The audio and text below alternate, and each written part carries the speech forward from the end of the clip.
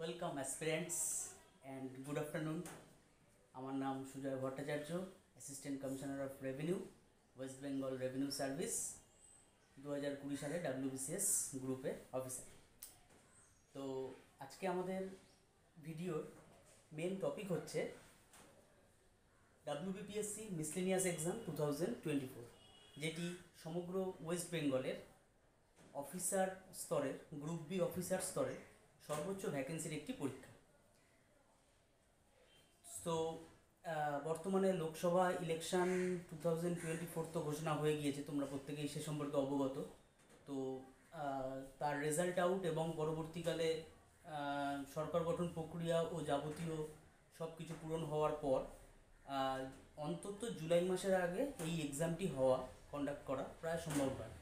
তো সেই অর্থে আমরা আজ প্রায় 3.5 মাস সময় হাতে নিয়ে যদি এই এক্সামটিকে টার্গেট করে আমরা এগিয়ে চলতে পারি, তবে কিভাবে সাকসেস হতে পারি তার একটা 7 step strategies for systematic coverage এই হিসাবে আমরা একটু ডিসকাস করব। সবটাই আলোচনা হবে ইন এ নাটশেল। যদি তোমাদের কোথাও বুঝতে অসুবিধা হয় তবে অবশ্যই জানিও, তার ক্ল্যারিফিকেশান করে দেওয়া হবে। প্রসঙ্গত উল্লেখ্য যে 2024 যেহেতু একটা ইলেকশন ইয়ার, আমরা জানি স্টেট গভর্নমেন্ট, সেন্ট্রাল গভর্নমেন্ট সকলেরই বড় ভ্যাকেন্সির গভর্নমেন্ট জব ওপেন হয়েছে। যেমন বর্তমানে ওয়েস্ট বেঙ্গল পুলিশ কনস্টেবল এবং West Bengal police SI sub inspector পদের জন্য vacancy, West Bengal cooperative service commission বা পঞ্চায়েত স্তরের কর্মী নিয়োগ, এছাড়াও সেন্ট্রাল গভর্নমেন্টের ক্ষেত্রে স্টাফ সিলেকশন কমিশনের দিল্লি পুলিশ এসআই, আর রেলওয়ের আরআরবি টেকনিশিয়ান, এছাড়াও আরপিএফের কনস্টেবল এবং এসআই পদের জন্য বড় ভ্যাকেন্সি, এবং এসএসসি ফেজ 12 এর ফর্ম ফিল আপ চলছে। তো অ্যাসপিরেন্টসদের মধ্যে যারা এই পরীক্ষাগুলোতে ইনভলভমেন্ট রাখবে তারা নির্দিষ্ট সময় মতো নিজেদের ফর্ম ফিল আপটা করে নিও এবং সেই মতো শুরু থেকেই প্রিপারেশান চালিও। আশা করি সার্থকতা ধরা দেবে। তো ফিরে আসি আমাদের মেন যে ভিডিওর বক্তব্য, অর্থাৎ WBPSC মিসলেনিয়াস এক্সাম 2024-এর দিকে। যারা এই এক্সামটিতে পূর্বে বসেছো বা WBCS পরীক্ষার জন্য প্রিপারেশান নিচ্ছ এবং এই পরীক্ষাটিকে টার্গেট করেছো, তাদের ক্ষেত্রে এই পরীক্ষাটি সম্পর্কে বহু জ্ঞাতব্য বিষয় রয়েছে। তো তাদের ক্ষেত্রে জিনিসটা একবার রিভাইজ হয়ে যাবে, এবং যারা একদম নিউ অর্থাৎ ফ্রেশার্স, সবে গ্র্যাজুয়েট হয়েছো বা প্রথমবার পিএসসি এই পরীক্ষাটিতে বসতে চলেছো, বড় ভ্যাকেন্সির একটি পরীক্ষা, গ্রুপ বি অফিসার স্তরের একটি পরীক্ষা, তো তাদের ক্ষেত্রে কিছু জ্ঞাতব্য বিষয় জানিয়ে আমি স্ট্র্যাটেজিটাকে আলোচনা করছি। তো প্রত্যেকেই তোমরা যদি বোর্ডের দিকে ফোকাস করে থাকাও তাহলে দেখতে পাবে যে এই পরীক্ষাটি প্রথম ধাপ হচ্ছে এর প্রিলিমস পার্টটি, যা 75টি জিএস প্রশ্ন এবং 25টা অ্যারিথমেটিক প্রশ্ন দিয়ে করা হয়। এবার এই 100টি প্রশ্ন প্রত্যেকটি 2 মার্কস, অর্থাৎ টোটাল 200 মার্কসের একটা প্রিলিমস পরীক্ষা হয়। জাস্ট লাইক WBCS, এই পরীক্ষাটিও কোয়ালিফাইং নেচার, অর্থাৎ কাট অফ মার্কস যে ন্যূনতম বিচার করা হয়েছে সেটি বা তার থেকে সামান্য বেশি পেলেই তোমাকে পরের ধাপে উত্তীর্ণ করা যেতে পারে। এই হিসাবে এই পরীক্ষাটিকে কন্ডাক্ট করা হয়। তবে এক্ষেত্রে একটা বিশেষ সতর্কতা, যেটা পিএসসির এক্সামে 2023 এর আগে অবধি ছিল, সেটা হচ্ছে 1/3 নেগেটিভ মার্কস, অর্থাৎ 3টি প্রশ্ন ভুল করলে একটি প্রশ্নের পূর্ণমান কাটা যায়। অর্থাৎ পিএসসি মিসলেনিয়াস এক্সাম তোমরা যদি 3টে প্রশ্ন ভুল করে থাকো তবে তার জন্য 2 মার্কস ডিডাক্ট হবে, যেটা একটা বড় কম্পিটিশনের জায়গায় দাঁড়িয়ে খুব বিপজ্জনক ব্যাপার। তো আমাদের সবসময় এই নেগেটিভ মার্কিং থেকে যতটা দূরে থাকা যায় ততটা বেটার। এরপর যদি আমরা এই ধাপে উত্তীর্ণ হয়ে যাই তখন আমাদের হবে আসল পরীক্ষা, যেটা গেম চেঞ্জার বলে আমি বোর্ডে লিখেছি, অর্থাৎ এর মেন্স পরীক্ষা। কেন গেম চেঞ্জার? কারণ টোটাল 550 মার্কসের নাম্বারের উপর দাঁড়িয়ে পিএসসি মিসলিনিয়াস পরীক্ষার মেরিট লিস্ট তৈরি হয়। কীভাবে? 450 নম্বর মেন্স এবং 100 মার্কস পার্সোনাল ইন্টারভিউ, অর্থাৎ 550 নাম্বারের মধ্যে 450 নাম্বার যে এক্সামের জন্য থাকবে সেটিই তো আসল গেম চেঞ্জার বলে বিবেচিত হয়েছে। সেই হিসাবে এটি একটি রাইটিং স্কিল বেসিস এক্সাম হবে, যেখানে ইংলিশ 150 মার্কস, পেপার 2তে বেঙ্গলি, হিন্দি, উর্দু, নেপালি, সাঁওতালির মধ্যে যে কোনো একটি ল্যাঙ্গুয়েজ নিয়ে 150 মার্কসের একটি রিটেন এক্সাম, এবং পেপার 3তে 150 মার্কসের একটি পেপার থাকবে যাতে 100 মার্কস জিএস অর্থাৎ জেনারেল স্টাডিজ সংক্রান্ত সমস্ত প্রশ্নাবলী থাকবে, যা আমাকে খাতায় লিখে অ্যান্সার করতে হবে, এবং 50 মার্কসের ম্যাথামেটিক্স, যেটা আমাকে ছোটোবেলায় পাটিগণিত পরীক্ষা দিতে যেমন খাতায় লিখতে হতো সেভাবে লিখে করতে হবে। এই প্যাটার্নটি কিছুটা কলকাতা পুলিশের এসআই এর মেন বা আইসিডিএস সুপারভাইজার মেন এই ধরনের পরীক্ষার অনুরূপ, অর্থাৎ যারা এই পরীক্ষাগুলোতে মেন্স ধাপে গিয়েছো তাদের কাছে অনেকটাই সিমিলার বলে বিবেচিত হবে। এই ধাপেও যদি উত্তীর্ণ করে যাই তখন আমাদেরকে লাস্ট স্টেপ অর্থাৎ একটা 100 মার্কসের পার্সোনালিটি টেস্ট থাকে, সেইটাতে কল করা হবে। এই পার্সোনালিটি টেস্ট এবং মেন্সের মিলিত নম্বর আমাকে চাকরিটি এনে দেবে। অর্থাৎ আমি আবারও একবার হাইলাইট করতে চাইছি যে মেন্স পরীক্ষাই এর গেম চেঞ্জার, তবে আজকের ডেটে দাঁড়িয়ে তোমাকে শুরুতেই ফোকাস করতে হবে তার প্রিলিমসের দুটো পার্টের দিকে, কারণ এই ধাপে উত্তীর্ণ না হলে গেম চেঞ্জার প্রসেসে অবধি তুমি পৌঁছাতেই পারবে না। তো এইখানে পৌঁছানোর সময় আমরা বলেছি যে আজকের মেন বক্তব্য 7 step strategies for systematic coverage of this examination. তো তার মধ্যে প্রথম ধাপ আমি যেটা মনে করি সেটা হচ্ছে understanding the syllabus, the exam pattern, previous year question and cut off. এই 4টে জিনিসের তথ্যই আমরা মূলত ডাব্লিউবিপিএসসির ওয়েবসাইট এবং বিভিন্ন রকম গুগল সার্চ করে পেয়ে যেতে পারি। সেইটি যখন আমরা একটা ওভারভিউ নেব, আমরা এক্সামে কী পড়তে হবে, কতটা পড়তে হবে, কেন পড়তে হবে, কতটা মার্কস আমাকে টার্গেট সেট করে এই বছর চলতে হবে, এর একটা প্রাথমিক ধারণা পাওয়া যায়। প্রসঙ্গত উল্লেখ্য, কাট অফ জিনিসটা প্রিভিয়াস ইয়ারকে রেফারেন্স করে সবসময় একটা অ্যাসপিরেন্টসদের মধ্যে ধারণা চলে যে প্রিভিয়াস ইয়ার কাট অফটা অনুযায়ী আমরা একটুখানি যদি চলতে পারি তাহলে কোথায় যেন একটা কনফিডেন্স বিল্ড আপ হয়, রাইট? তো সেই অর্থে আমি এখানে একটা কাট অফ অ্যানালিসিসের জায়গা করেছি। সেটি কেমন? সেটি হলো 2018 এবং 19 শেষ দুটি বছরের ইউআর, ওবিসি এ, এসসি এবং এসটি এই 4টে ক্যাটাগরির প্রিলিমস, মেন্স এবং ফাইনাল সিলেকশনের আমি কাট অফ মার্কসটি উল্লেখ করেছি। ওবিসি বি এরটা উল্লেখ করিনি এই কারণ বর্তমান পরীক্ষাগুলিতে দেখা যাচ্ছে যে ওবিসি বি এবং general cut off almost same আসছে।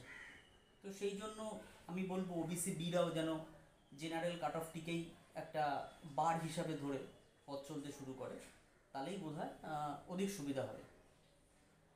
তো এখানে 2018-এ ইউআর কাট অফ ছিল 103.33, ওবিসি এ কাট অফ ছিল 99.33, এসসি কাট অফ ছিল 96.67 এবং এসটি কাট অফ 66.67। একই রকমভাবে মেন্সের কাট অফ সেটা তোমরা স্ক্রিনে দেখতেই পাচ্ছ, চাইলে একটা স্ক্রিনশট নিয়ে সেটিকে একটু জুম করে দেখা যেতে পারে, তাহলে তোমাদের জিনিসটা মাথায় থাকবে। আজকের আলোচনায় আমি এই জায়গাটা আসছি না, আমরা জানানোর জন্য যে কত কাট অফ উঠেছিল প্রিভিয়াস ইয়ারটা সেটা আমরা এখান থেকে দেখতে পাবো। আমাদের যেটা দেখার জায়গা সেটি হলো 2018 সাপেক্ষে 2019-এর কাট অফের কতটা ডিফারেন্স ছিল। সেটি কেমন না, 2019 সালের প্রিলিমসের কাট অফ 58.34%, অর্থাৎ আউট অফ 200 ইট বিকামস 116.67। তাহলে 103 থেকে ছাপিয়ে 116 মার্কস, অর্থাৎ একটি 13 নম্বরের কাট অফ জাম্প আসছে 200 নম্বরের এক্সামের রেসপেক্টে।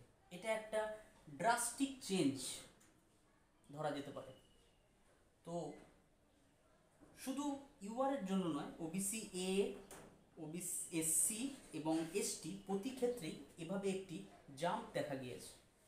অর্থাৎ এক্সপেক্টেড ট্রেন্ড বলছে যে আমরা যখন বাড়িতে মক টেস্ট প্র্যাকটিস করব তখন আমরা 2019-এর কাট অফের রেসপেক্টে কিছুটা এগিয়ে কাট অফ মেন্টালি ফিক্স করে চলবে। এতে দুটি উপকার হবে। এক, যে আমাদের হায়ার মার্কস চেস করার একটা টেন্ডেন্সি জন্মাবে, এবং নাম্বার 2, আনএক্সপেক্টেড কাট অফ বা ট্রেন্ড থেকে বেড়ে যাওয়া কাট অফেও আমরা চাকরিটি পেয়ে যেতে পারব। ওকে, তো এই জিনিসটা তোমরা অবশ্যই প্রিলিমস পরীক্ষার আগে একটু ওয়াচ করে চলবে। এবার আমরা চলে আসি স্ট্র্যাটেজির 2 নম্বর পয়েন্টে, অর্থাৎ structure study plan considering subject weightage and time management. এখানে স্ট্রাকচার স্টাডি প্ল্যান বলতে আমরা চলে আসব প্রিভিয়াস 2 ইয়ার যে পরীক্ষা হয়েছে তার অ্যানালিসিসে। এইটা খুব ইন্টারেস্টিং হবে তোমাদের কাছে, একটু ফোকাস করে দেখো। আমার দৃষ্টিতে 2018 অ্যান্ড 2019-এর প্রিলিমসের পেপারকে ওভারভিউ করে আমি দেখতে পেয়েছি যে science and technology, GK, current affairs, অর্থাৎ যে 3টে জিনিস ডাব্লিউবিসিএস মেন্স পেপার 4-এর সিলেবাস এবং পেপার 6 ডাব্লিউবিসিএস এর সিলেবাসের ম্যাথ, এই দুটি পোর্শনকে মিলিয়ে প্রায় 80% কোশ্চেন এসছে। So it's a vital area for coverage with greatest importance.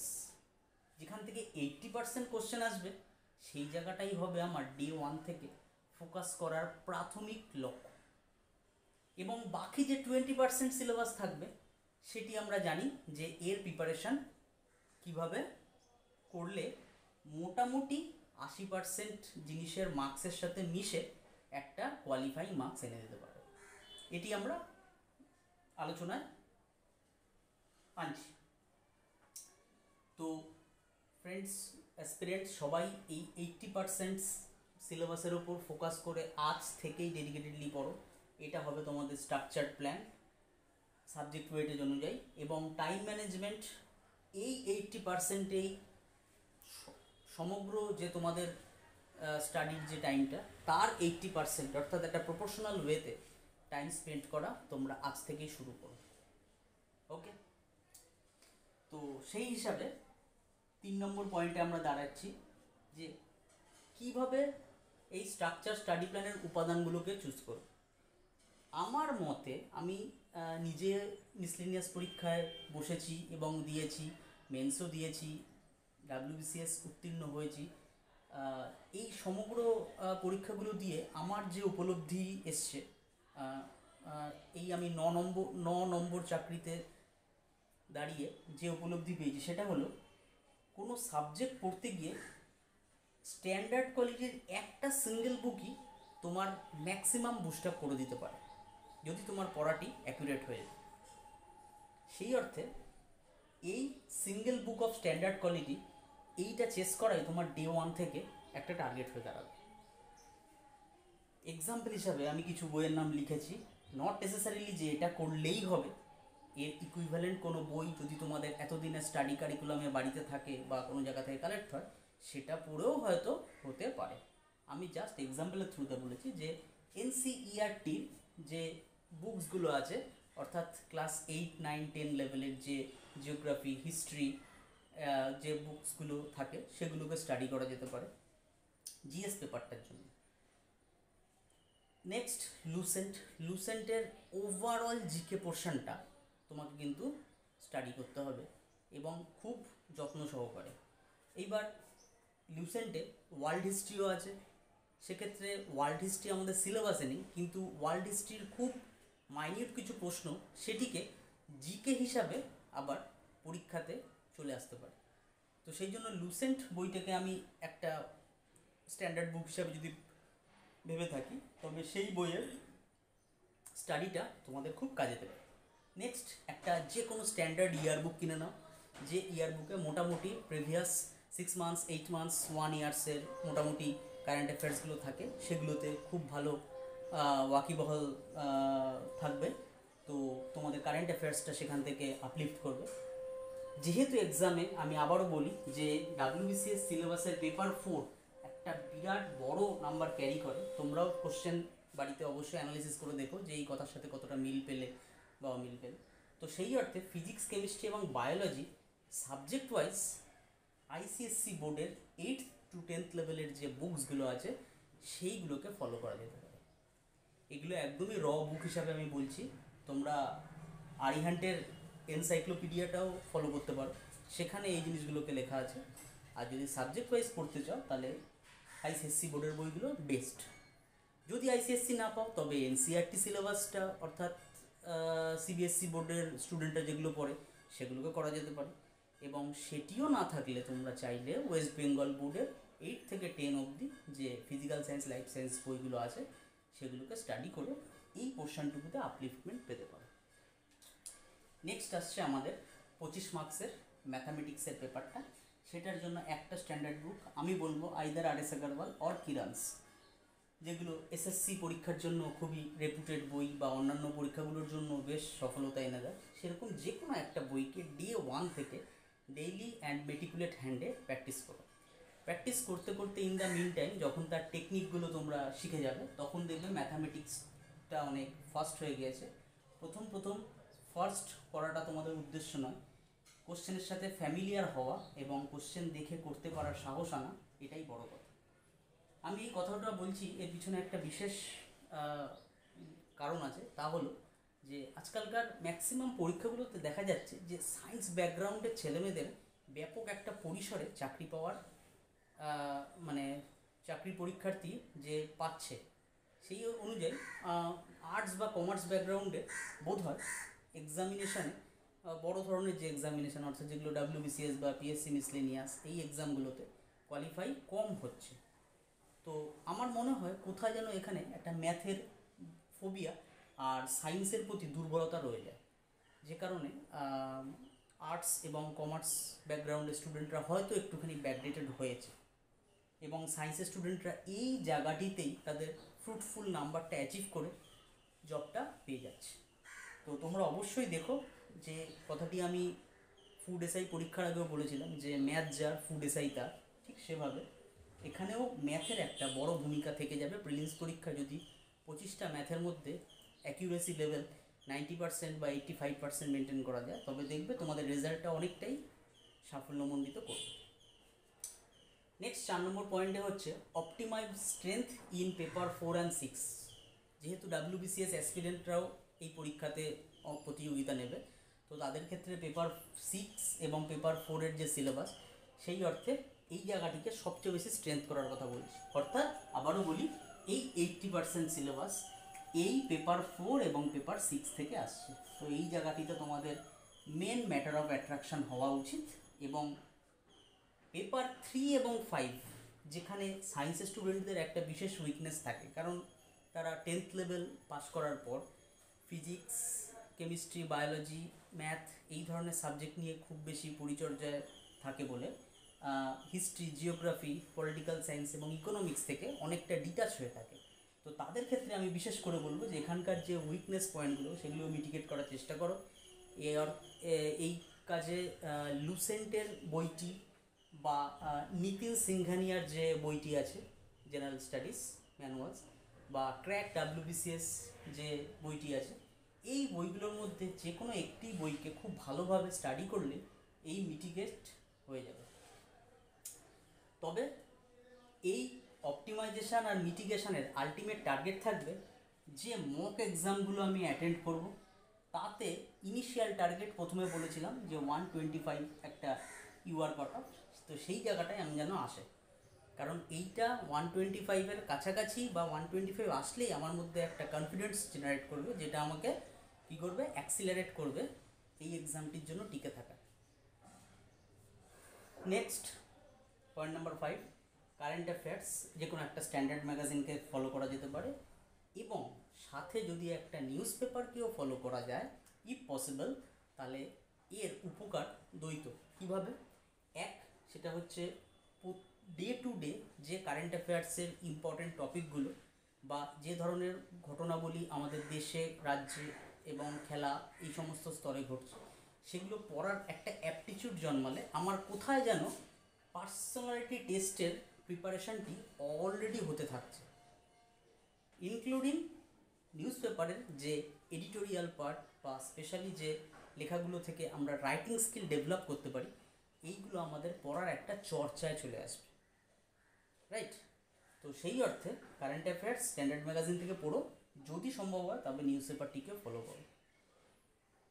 পরের পয়েন্ট নাম্বার 6-এ আমার এই কথাটা আরেকটু এলাবোরেট করা যেতে পারে, সেটা হচ্ছে গেম চেঞ্জার প্রসেসে মেন্স পরীক্ষায় পেপার 1 আর পেপার 2 অর্থাৎ দুটি ল্যাঙ্গুয়েজ নিয়ে কাজ করবে। এই দুটি ল্যাঙ্গুয়েজ মিলে টোটাল 300 মার্কস ক্যারি করবে। মাইন্ড ইট, 550 নাম্বার আমাকে ফাইনাল মেরিট লিস্টে জায়গা দেবে, সেখানে 450 নাম্বার হচ্ছে আমার গেম চেঞ্জার, তার মধ্যে 300 মার্কস মানে হাফের থেকেও বেশি আসবে শুধুমাত্র ল্যাঙ্গুয়েজ লিখে প্রফিসিয়েন্সি প্রুফ করার জন্য। অর্থাৎ প্রিলিমস পরীক্ষার আগে থেকেই যদি আমরা নিউজ পেপার এবং সাপোর্টিভ নোটস, যেটা বেঙ্গলি এবং ইংলিশের ক্ষেত্রে আমাদের কাজে দেবে, তা স্টাডি করতে পারি, and not only that, regular practice করতে হবে রিটেন ফর্মে, তবে আমরা অনেকটাই প্রতিযোগিতায় এগিয়ে থাকবো বলে দাবি করতে পারি। সেই অর্থে নিউজ পেপারটা তোমরা এখন থেকেই রাখা শুরু করো। যদি ইংলিশে ভীতি থাকে তবে প্রথমে বাংলা পেপারটিকে স্টাডি করো, যে কোনো একটি স্ট্যান্ডার্ড বাংলা পেপার নিতে পারো, আমি তার নাম বলতে না বললেও চলবে। ইংলিশ পেপারের ক্ষেত্রে অবশ্যই টাইমস অফ ইন্ডিয়া বা হিন্দু, এই ধরনের দুটি paper throughout the India অ্যাসপিরেন্টসরা খুবই পছন্দ করে, তোমরা চাইলে এগুলো ফলো করতে পারো। তবে অন্য কোনো পেপারও, বাংলা বা ইংলিশ, যা তোমার কাছে সহজলভ্য হবে, ইজিলি পাওয়া যাবে, তুমি রোজ স্টাডি করতে পারবে, যদি হয় তবে সেটি দিয়েই প্রাথমিকভাবে শুরু করতে পারো। দেখবে তোমাদের স্কিল অনেকটাই ইনক্রিজ করবে যদি সেটা লেখা প্র্যাকটিস করো, রাইট? লাস্ট পয়েন্ট, সেটা হচ্ছে পজিটিভ মাইন্ডসেট। একটা পরীক্ষার্থীর যে কোনো জায়গায় টিকে থাকতে হলে কনসিস্টেন্স পারফরমেন্স থাকতে হবে, তো তার জন্য একটা পজিটিভ মাইন্ডসেট থাকে। না হলে কি হয়, একটা প্রিপারেশন শুরু করার পর 1 মাস 2 মাস 3 মাস এক্সামিনেশানটা না হলে বা এক্সামিনেশানের রেজাল্টটা না বেরালে বা পাশের কোনো বন্ধুর সাথে বা অ্যাসপিরেন্টের সাথে কথা বলে কোথায় একটা মানুষ মাঝে মাঝে ডিমোটিভেট হয়ে পড়ে। তো পজিটিভ মাইন্ডসেট তোমাকে সবসময় কনসিস্টেন্ট প্রিপারেশান রাখতে সাহায্য করে। যদি এক্সামটি মিসলেনিয়াস পরীক্ষার মতো বড় এক্সাম হয় তবে তো এর গুরুত্ব বিশেষত উল্লেখযোগ্য, কারণ এই পরীক্ষাটি 2024-এ প্রিলিমস হবে, 2025-এ এক্সপেক্টেড যে মেন্স হবে, তাহলে 2025-এর লাস্টে বা 2026-এর গিয়ে ইন্টারভিউ হবে, অর্থাৎ পার্সোনালিটি টেস্ট, তারও পরে ফাইনাল মেরিট লিস্ট হতে হতে তোমার 26-এর লাস্ট হয়ে যেতে পারে। অর্থাৎ it's a journey for 3 year long time. তো 3 বছর ধরে নিজেকে ধৈর্য সহকারে কোনো একটা স্টাডিতে ফোকাস করিয়ে রাখা, এইখানেই হচ্ছে তার সরকারি চাকরিজীবী হওয়ার একটা গুরুত্বপূর্ণ গুণ বহন করে। তো তোমরা অবশ্যই পজিটিভ মাইন্ডসেট নিয়ে এগিয়ে চলো এবং একটা হেলদি লাইফস্টাইল, যেটা যে কোনো সার্থকতা, সে পরীক্ষা হোক, কোনো একটা টাস্ক হোক, কোনো একটা অ্যাচিভমেন্ট হোক, সব জায়গাতে একটা স্তম্ভ হিসাবে কাজ করে, যে good food, good habits, good physical exercise etcetera, good medication, এই জিনিসগুলো মেনটেন করে একটা সাকসেস ওয়ে তোমরা নিজেদের জন্য তৈরি করতে পারো। তো আজকের আলোচনায় আমরা আশা করি WBPSC মিসলেনিয়াস এক্সামটি সম্পর্কে কীভাবে চলতে হবে তার স্ট্র্যাটেজি খুব সংক্ষেপে বলা যায়, ইন এ নাটশেল তোমাদের সামনে তুলে ধরলাম। আগামী দিনে এরকম আরও ভিডিও করার চেষ্টা করব এবং প্রিলিমস পরীক্ষা দিয়ে আসার পর তার অ্যান্সার কী বা পরবর্তীকালে মেন্সের ধাপের জন্য আরও অ্যানালিটিক্যাল কীভাবে পড়াশোনা করা যেতে পারে বা আরও বিশ্লেষণ ভিত্তিক কোনো ঘটনা যদি আমার বলার থাকে অবশ্যই আমরা নেক্সট ভিডিওতে সেগুলো দেখব। আজকের আলোচনা এখানেই শেষ করছি।